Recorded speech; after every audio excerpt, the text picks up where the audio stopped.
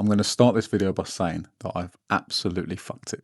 So life's been busy recently, and I've realised this week that I've actually got a lot less time than I initially realised to bring the building phase to an end and start my summer diet. Let me explain. Yes, I have a whiteboard now for all you visual learners, and yes, that is a signed photo of David Jason. Right, so using the whiteboard, we're going to have a timeline here. We're going to have two timelines.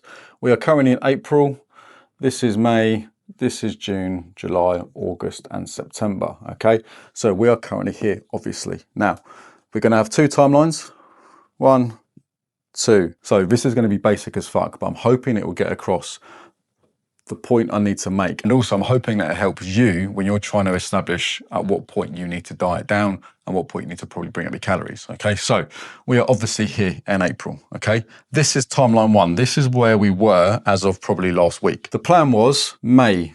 Okay, I've got a stag do here, not mine, but a friend's. I've got a stag there, and I've got my birthday literally a day after. Okay, the plan was to continue using my high calories. I'm currently at 3,700 on my training days. Continue to build, and then probably start to diet after the stag do. However, I know that's my birthday week. I'm probably not going to be doing that. So it'll probably run into mid-May and then just before June. So I'll probably be peaking around here. The plan was then to diet down and give myself lots of time, because September is the goal. Give myself lots of time here to diet down. And then look to maybe bring up my calories around August, September here, okay? However, within this time frame, there's also a hiking trip with the boys, potentially planned for August, and obviously it's summer season in the UK, and I may want to be enjoying some pub gardens for the 2-day sunshine we get in June and July. This, in theory, worked quite well, and I was more than happy to run with this. However, it now poses a lot of problems. As of a couple of weeks ago, September wasn't a focus. September for me, something that I'm very excited about, is I get to go to America. I'm going to New York in September, and then we're doing an internal flight over to Nashville, where I'm going to be in all the honky tonks and living my best life wearing a cowboy hat. So that is now the focus. What does that mean to this, and why now is there a second timeline here? There was nothing wrong with timeline 1 initially, but now September's here, it's now posed me some issues around this area here. Because I know when I diet, having dieted down before, I know that I lose a lot of weight on my face. So much so that during my photo shoot prep, people were actually asking me if I was ill. Knowing that, I know that if I diet down until August, and I've only given myself around 3 or 4 weeks to bring up my calories, there's a high chance I'll look like a Skeletor wearing a cowboy hat when I'm trying to smash my way through Honky Tonks. And I'm not about that life. I appreciate this is very messy now, but I'm hoping that you can understand that ultimately, if I was to start here and diet down for say 12 weeks, it will put me in a very difficult position here to bring my food up and to fill out a little bit for September. So I now need to work backwards from September in timeline 2, which is what I'm going to be doing. Realistically, I need to be giving myself at least 6 weeks of a reverse diet to bring my food up and to fill out a little bit prior to September, which will take me until July, okay? This is going to be very difficult to try and draw in a reverse way. In fact, we'll start from here, okay? So using the same principle, May, June, July, August, September. In an ideal world, I would want 6 weeks to bring up my food and bring up my calories. Realistically, I'd probably like a little bit more than that, but we'll work with a 6-week minimum from here, okay? 6 weeks away from here is going to be around mid-July, okay? So around mid-July, I need to be kind of bringing up my calories, which, as you can see to timeline 1, in timeline 1, I'm still dieting down in July, and I'm bringing up my calories around August, okay? So now the timeline looks very different. So I need to start here for the stag and my birthday in May, so I might come up a little bit. But then I have essentially a good chunk of time, 8 to 10 weeks of nice dropping down, and then here, I can bring up my calories, yeah? And I can be nice and full, and hopefully around 6 to 8 weeks of bringing up my food, and I'll be good and I'll be happy in this medium here. So as you can see already, it looks very, very different compared to the timeline 1. As I say, I'm dieting down literally probably until August and giving myself like 3 or 4 weeks, if that, to bring on my food, okay? That's not taking into consideration the hiking trip or anything like that. If I do it on timeline 2 scale, it means that yes, I have to start literally next week, or this week by the time this video comes out. But it means that I'll diet down for a good few weeks. So I've got a good few weeks before the stag on my birthday, where I'll anticipate a slight spike in weight here. And then I'll continue to diet down, probably for a good 8 to 10 weeks, which will take me until the latest July, realistically July here. And then I can start bringing up my calories very nicely. And then we go into Tennessee, hopefully lean and full. As well as being nice and lean and full, hopefully in September, it means that I can actually enjoy August a bit more. And as I go hiking away with the boys and any other potential social occasions in there, it means my calories are up nicely as well. Because ultimately, you want to give the reverse diet time. You don't want to be rushing it. So if I was to stick to timeline 1, I would probably be rushing it because I've only got a 3 or 4 week window, which means there's a high chance of me fucking it here.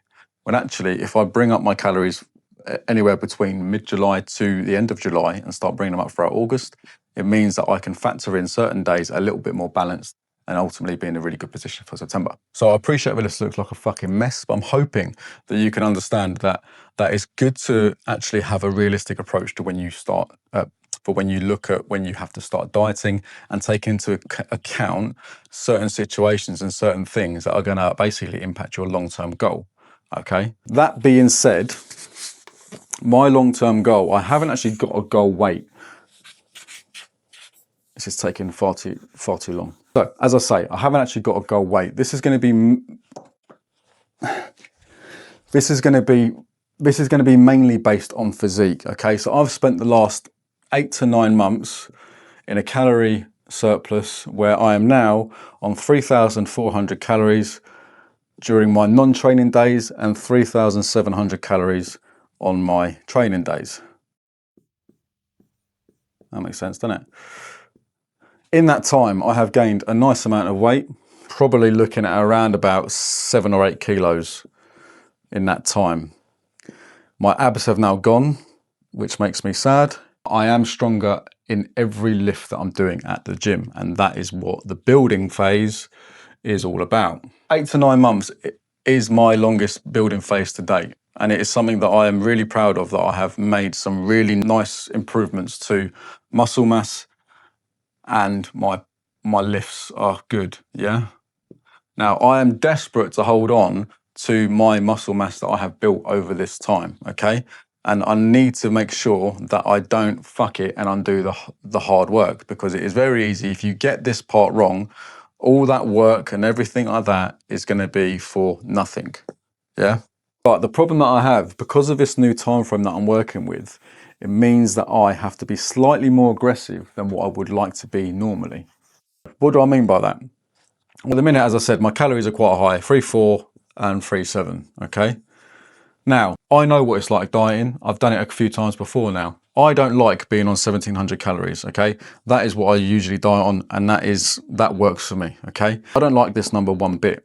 But that being said, I need to think about what is going to get me in and out of this diet as quick as I can, so I can eventually, remember that timeline, I can build my calories straight away, all right? If I wasn't going away in September, then I would probably look to diet down at around about 2.2, because that's a nice amount of calorie, because my weight is quite stable with this number, 3.4, 3.7, so I know that 2.2, there's a very good chance that is a very good deficit, yeah, for me. However, because of a new time frame, I'm going to have to go straight into 1,700 calories, so I'm essentially cutting my calories in half, and on my training days, I'm cutting them down by 2,000 calories. That is very emotional, and I do not like the idea of that at all. However, it needs to be done. The sooner I get in, the sooner I get out. We've established that this is a very emotional amount of calories for me, and I don't really want to be there, but it is what it is. So training wise, training isn't going to change. My training is still going to focus on progressive overload, certainly for the first few weeks anyway, whilst I'm still holding on to some of those calories.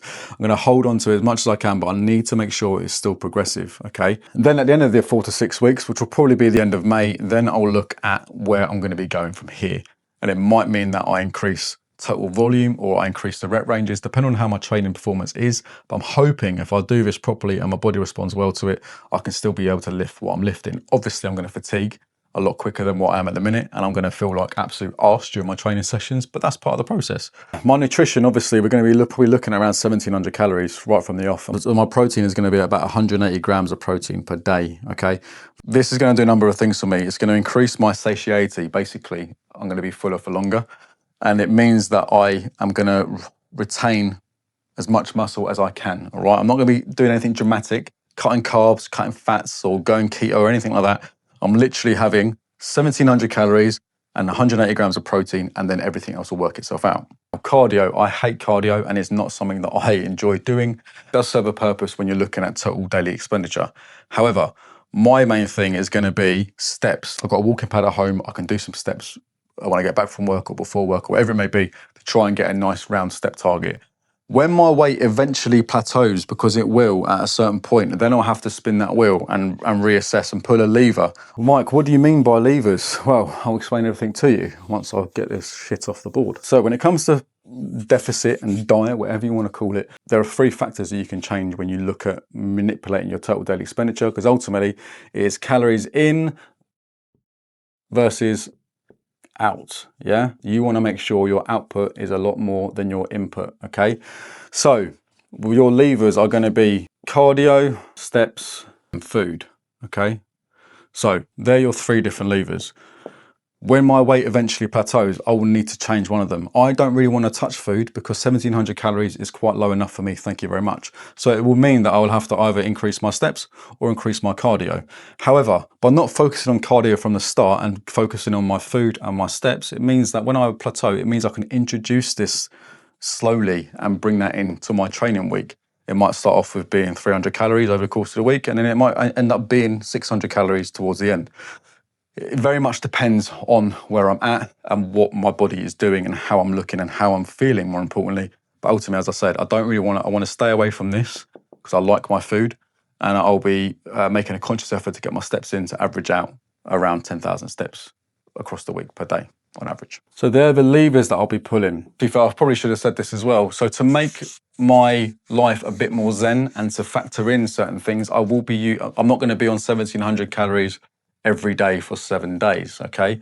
That is going to make me very sad and is not going to make me anything to look forward to. What I'm going to be doing instead is I'm going to be having 1,700 calories over 6 days, and I'll probably be having around 2, 3 maybe to start with on one day, okay? This here is not a cheat day, okay? I need people to understand that when you have a higher calorie day, it is not a cheat day. It is the same foods, just more volume, or it is to deal with social occasions like going to the pub, going out for a meal, or just basically just wanting to have a bit of variety in your food when you're cooking with the other half or whatever it may be, yeah? So it could be absolutely anything. It is not a cheat, okay? If YouTube is correct and my algorithm is saying that most people that are watching this are in their late 20s to early 40s, then we are not 21 years old anymore. We are not 20 years old. We do not need a cheat day. Cheat days are bollocks. You do not need to reward yourself for all the hard work you've been doing across the week to then fuck it all up on a cheat day, okay? So this is not a cheat day. This is a higher calorie day.